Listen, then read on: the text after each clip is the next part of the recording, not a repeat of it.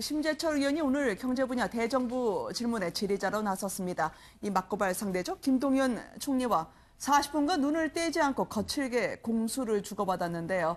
의원들도 가세해서 고상이 오갔던 그 현장으로 먼저 모시겠습니다. 제 보좌진들은 해킹 등 전혀 불법적인 방법을 쓰지 않고 100% 정상적으로 접속해서 자료를 열람했습니다.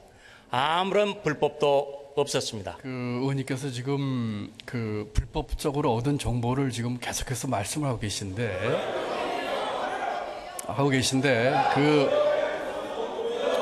그 내용이 그와 같은 루트를 찾아가지고 가시는데 적어도 6번의 경로를 거치셔야 되고 그중에는 분명히 감사관실용이라고 하는 경고가 같이 떠 있습니다.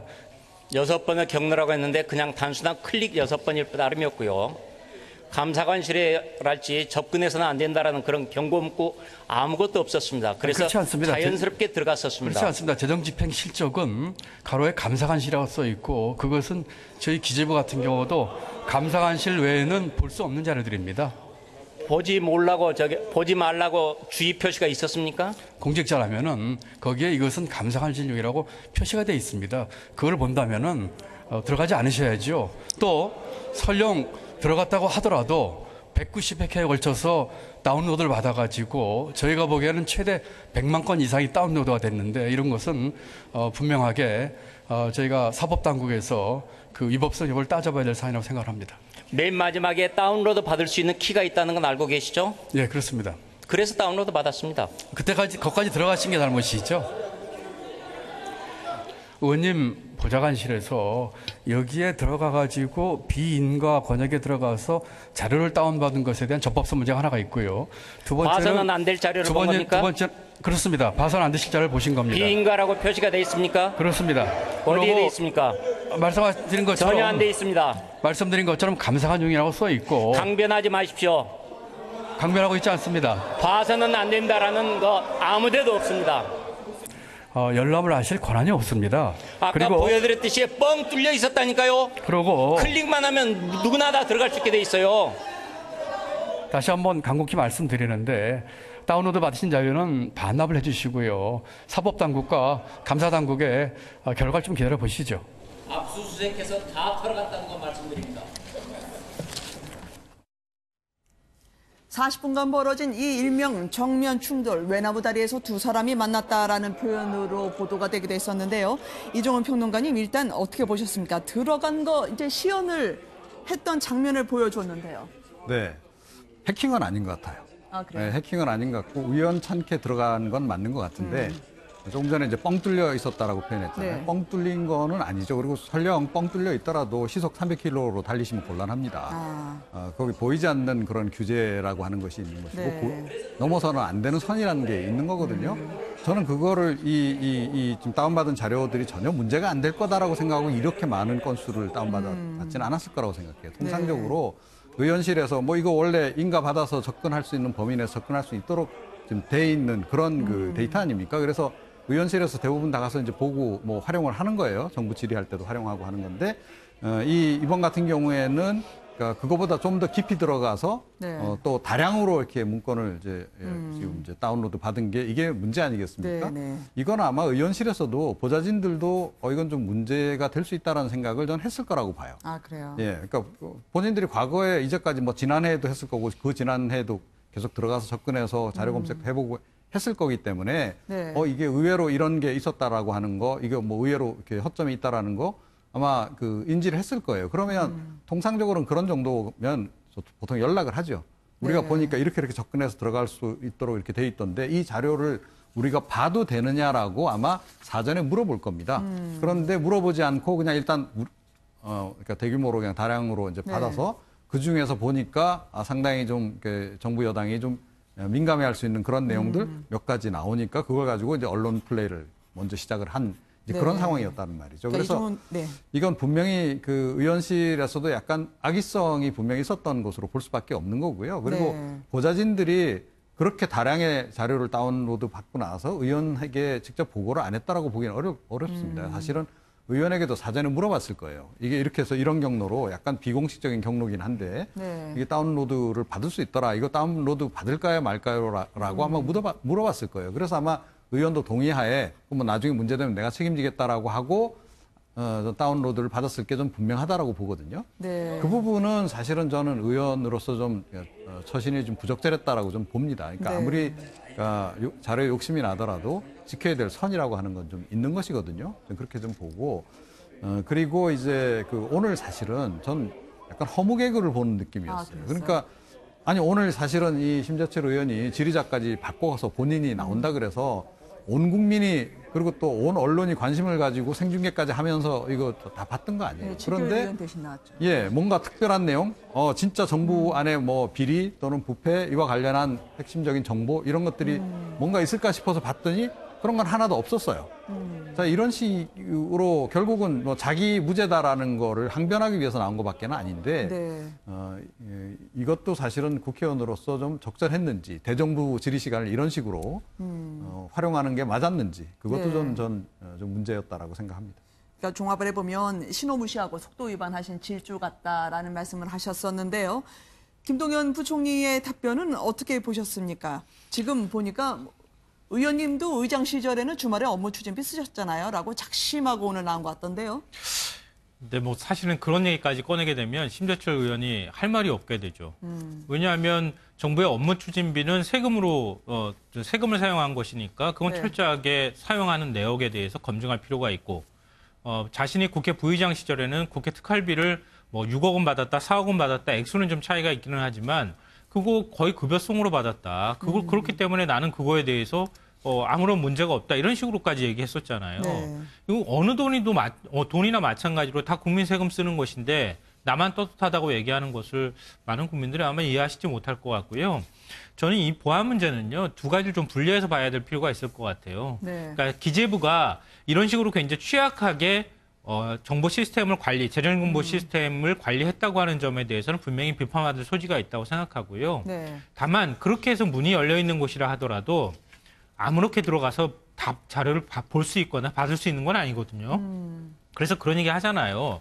집 문 열어놨다고 집 안에 들어가서 물건 막 갖고 나온 다음에 문 열어놨으니까 그거 괜찮은 거 아니냐 이렇게 주장하는 것은 네. 많은 국민한테 설득력이 좀 떨어질 것 같아요. 그러니까 국회 부의장까지 지내시고 지금 5선이시잖아요. 네. 그러면 이런 문제에 있어서 어떻게 이것을 가장 효율적으로 또 폭로를 하면 좋을지에 대한 고민이 좀 있었더라면 이렇게 안 했을 것 같아요. 제가 볼 때는. 그러니까 차라리 일부 자료만 받은 다음에 그리고 그 국가 기밀과 관련돼 있는 부분 빼놓고 내가 정보를 접근해 봤더니 이렇게까지 되더라. 그래서 국가 재정 시스템 사이트 자체의 보안성이나 이런 것들의 취약점을 아주 매섭게 질타를 했더라면 네. 아마 정부에서도 깜짝 놀라가지고 이번에 사이트 정보 보안 강화한다 이렇게 대책이 나왔을 텐데 네. 그렇게 안 하고 들어가서 한 100만 건 정도를 갖고 나온 다음에 나는 문제가 없다 이렇게 얘기를 하니까 그렇게 주장하는 사람의 논리가 오히려 떨어지는 이상한 현상이 발생하고 있는 거라고 생각합니다. 네.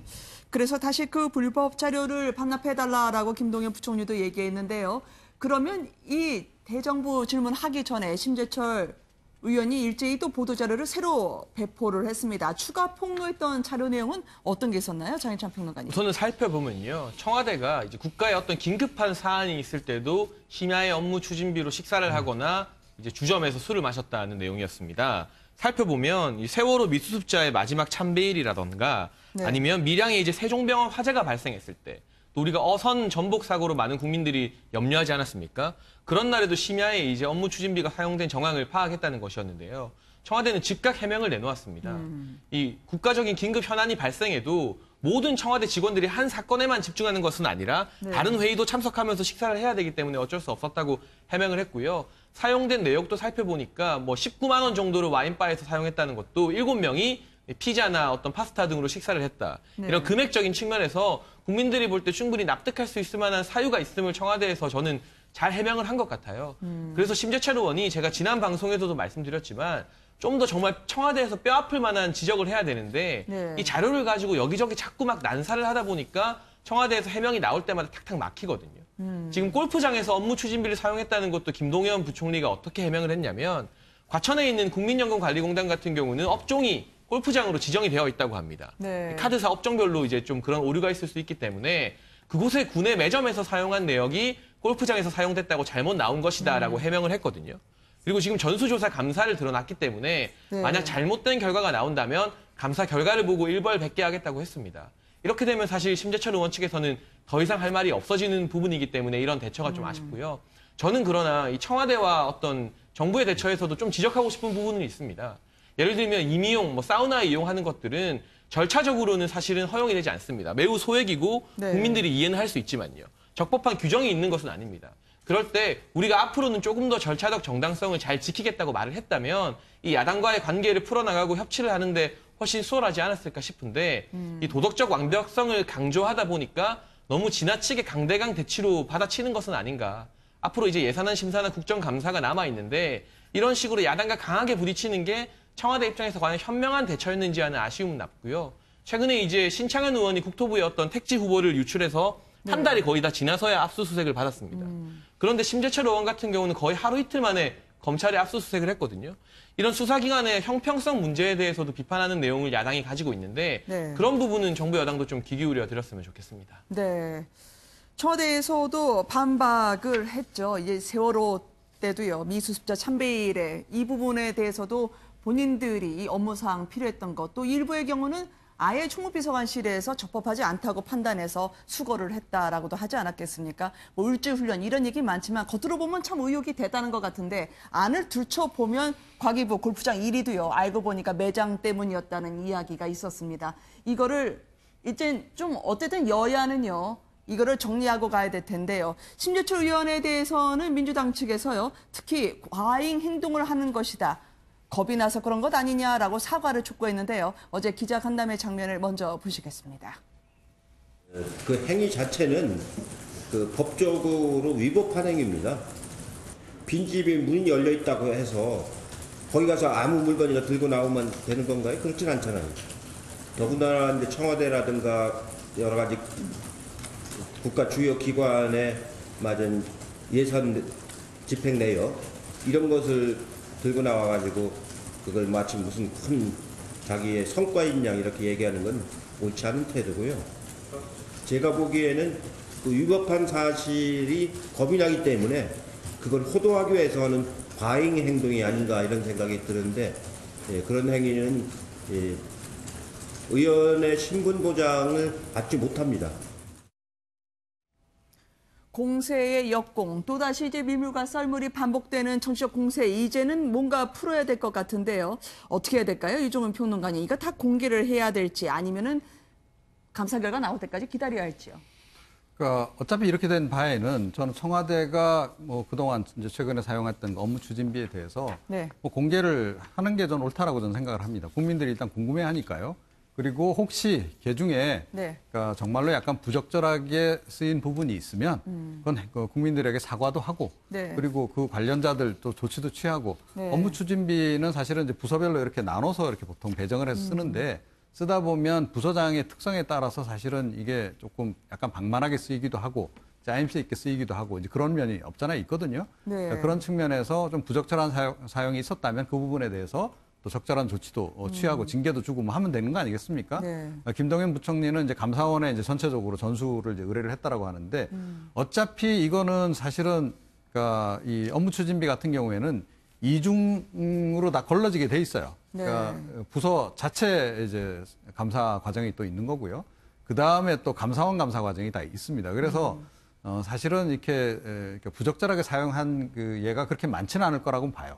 그럼에도 불구하고 청와대 경우는 좀 다른 부서하고 달리 감사원이나 뭐 이제 자체 감사로부터도 약간 조금 벗어나 있는 내지는 네. 약간 좀 관대하게 좀 적용되는 그런 면이 관례가 없잖아 있기 때문에 이 부분은 청와대가 따로 좀 해명을 좀 하는 게 전 좋겠다 이번 기회에 그렇게 네. 생각을 하고 만약에 잘못된 부분이 있으면 그건 사실은 시정만 하면 되는 거잖아요. 그리고 금액을 보니까 그렇게 심각한 정도 또 국민들이 아 이거 정말 큰일이다. 이건 제도적으로 뜯어고쳐야 될 정도다라고 생각할 정도는 아닌 것 같아요. 그렇다면 사소한 정도의 이제 그 어떤 부적절한 사례들이 있는 건데 그런 부분은 빨리 털고 가는 게 좋겠다. 그리고 이 부분과 관련해서 지금 뭐 정부 여당 다 나서서 심재철 의원을 공격을 좀 많이 하고 있는데 그러니까 이건 정치적으로 좀 풀어야 될 부분도 있다고 생각해요. 네. 자료 어찌됐건 유출된 거는 부적절한 것들 또는 비공개해야 될 것들이 나가 있다면 빨리 회수를 해야 되지 않겠습니까? 이건 조속한 시일 내에 의원실하고 잘 이야기를 해서 회수를 하고 양쪽 다 공직자들이잖아요. 그럼 공직자로서의 어떤 기본 윤리라고 하는 게 있는 거 아닙니까? 그 범위 내에서 빨리 정리를 하고 그리고 법적인 처벌 부분도 모르겠습니다. 이거는 네. 또 정치적으로 제가 보기엔 조만간 타결할 것 같긴 한데 예, 그건 뭐 지켜보기로 하죠. 네. 근데 저는 이 심재철 의원 논란과 관련해서 지금 여당에서 심재철 의원이 기재위 사퇴하지 않으면 국감 일정을 안 잡겠다고 하고 있잖아요.